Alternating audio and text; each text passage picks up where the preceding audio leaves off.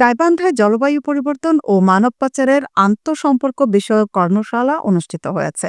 মঙ্গলবার জেলা প্রশাসকের সম্মেলন কক্ষে বিপিএমস অগ্রযাত্রা ক্লাইমেট চেঞ্জ প্রকল্পের আওতায় এই কর্মশালা অনুষ্ঠিত হয়। এতে উপস্থিত ছিলেন অতিরিক্ত জেলা প্রশাসক এ.কে.এম. হেদায়েতুল ইসলাম, অতিরিক্ত পুলিশ সুপার শরীফুল ইসলাম, গণ উন্নয়ন কেন্দ্রের প্রতিনিধি আফতাব হোসেন, জয়া প্রসাদ সহ বিভিন্ন সরকারি ও বেসরকারি সংগঠনের প্রতিনিধিবৃন্দ। যুক্তরাষ্ট্র সরকারের টেস্ট ডিপার্টমেন্ট এর অর্থায়নে বিপিএমস অগ্রযাত্রা ক্লাইমেট চেঞ্জ প্রকল্পটি বাস্তবায়ন করেছেন গণ উন্নয়ন কেন্দ্র ও উইনরক ইন্টারন্যাশনাল।